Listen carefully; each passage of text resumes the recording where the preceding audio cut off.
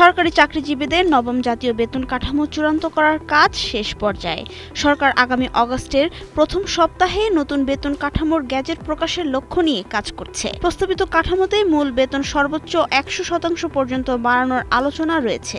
তবে মূল বেতন ও ভাতা একসঙ্গে কার্যকর হবে নাকি ধাপে ধাপে দেওয়া হবে সে বিষয়ে চূড়ান্ত সিদ্ধান্ত নেবে মন্ত্রিসভা। সচিবালয় মন্ত্রিপরিষদ সচিব নাসিমুল গনির সভাপতিত্বে পর্যালোচনা কমিটির ষষ্ঠ সভায় কমিশনের সুপারিশ ও আগের বেতন কাঠামোর বিভিন্ন ত্রুটি নিয়ে আলোচনা হয়। সংশ্লিষ্ট সূত্র জানায়, আরও 2-3টি বৈঠকের পর সুপারিশ চূড়ান্ত করে অনুমোদনের জন্য মন্ত্রিসভায় পাঠানো হবে।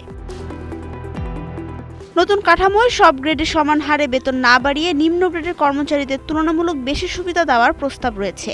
পাশাপাশি মূল বেতনের সঙ্গে সামঞ্জস্য রেখে বাড়ি ভাড়া, চিকিৎসা ও যাতায়াত ভাতা সহ অন্যান্য সুবিধাও পুনর্বিন্যাস করা হচ্ছে।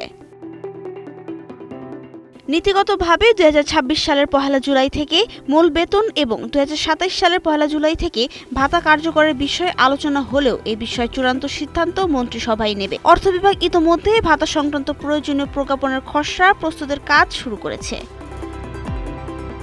উল্লেখ্য, 2015 সালের অষ্টম বেতন কাঠামোর বিভিন্ন অসঙ্গতি থেকে শিক্ষা নিয়ে এবার কোনো ধরনের বৈষম্য বা অসন্তোষ এড়াতে সতর্কতার সঙ্গে কাজ করছে সরকার।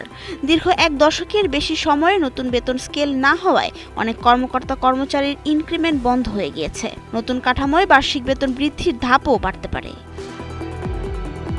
নাবিলা রহিম, সময়ের আলো।